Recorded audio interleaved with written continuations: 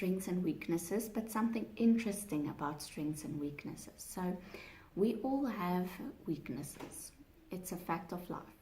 But sometimes some of our weaknesses is also our secret hidden strengths. Now, this happens and we tap into that when we know what they are. So for me personally, my weakness, for example, would be I am a tiny person and I'm overly friendly, and I look like I may not always be capable of very difficult, intelligent tasks. So that leads people to think and assume that I won't be able to do them. So they are normally surprised when I do achieve them and do achieve goals. I'm not somebody who's very dominating and results orientated, so I don't necessarily set many goals. So people naturally would assume I don't really want to win. So they're very surprised when I do. And why this is a weakness, generally in life, people like people who are driven, and people like people who are very intelligent and not so chatty and wanting to have fun all the time, because they seem to get better results. And though this is true, the surprise element of my weakness is that I get to show people that underestimation. I get to prove them wrong. And sometimes the counter then happens, because now I've proven them wrong. They next time would expect me to achieve again, and I don't always do that. So that would leave me up to, and I had to learn to, in my weakness of being misunderstood in a way, I had to learn to communicate clearly what I'm capable of.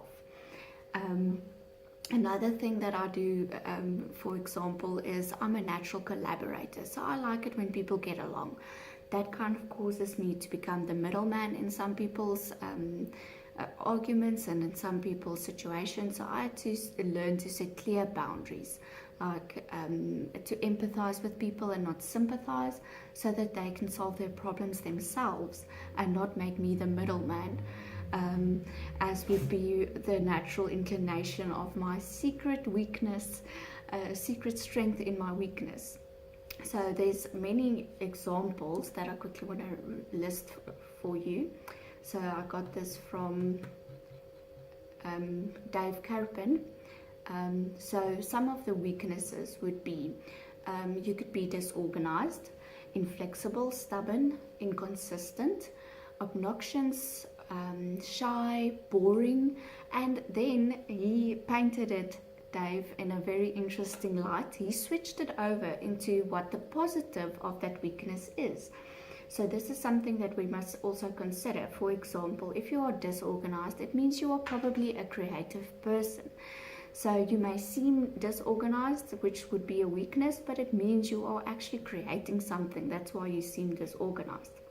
Or let's say you are stubborn. That stubbornness is just that you are dedicated to your obsessions, and that's a great thing. It means you have a passion for something. If you are shy, it could just mean that you are sensitive and reflective and have intuition. Or if you see yourself as being boring or plain, then maybe you are just realistic. You know what you know, and you see the most real option, and that's a good thing. So in every one of our weaknesses, there's this secret strength, and the secret strength is only a strength if we use that weakness as a strength. In other words, in marketing, people use this often. It's how you sell it. In other words, I could be an introvert, but I can sell myself as a deep, sensitive person. I can be an extrovert and sell myself as a people person, as someone who understands people. You could be somebody who is slightly negative, somebody who aren't fond of ecstatic or crazy things, but that just means you are a realist. So you see the dangers and you sell the dangers to people. Sometimes in personality types, you get different type of strengths. So for a dominant person, typically your strength would be that you want to win. It's also your weakness, because that means you're a bit selfish, okay?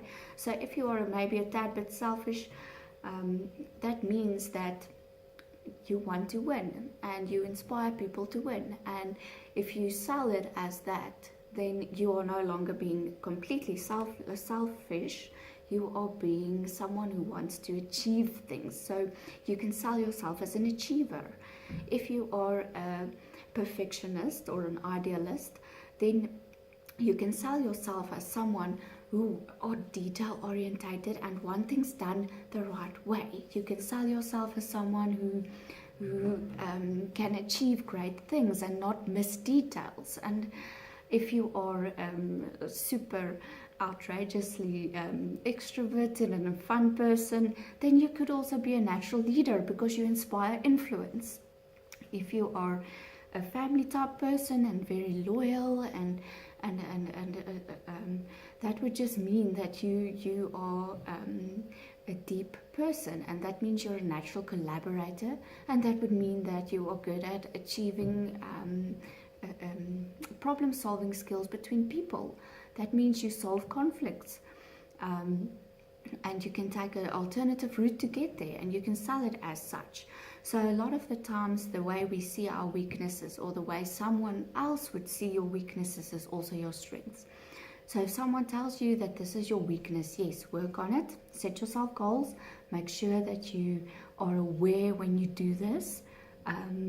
It always starts with an awareness. So I became aware of my ecstatic over talking ability, and then I started to just refocus it. Instead of using it in my inner circles, I use it when I need to blow off steam. I've got specific people I trust I talk to, or I make videos to get to some of my talkativeness out, and I use it focusedly. So that just makes you your weakness becomes your strength. And that's what I want to encourage today, is I want you to turn your weaknesses into your strengths.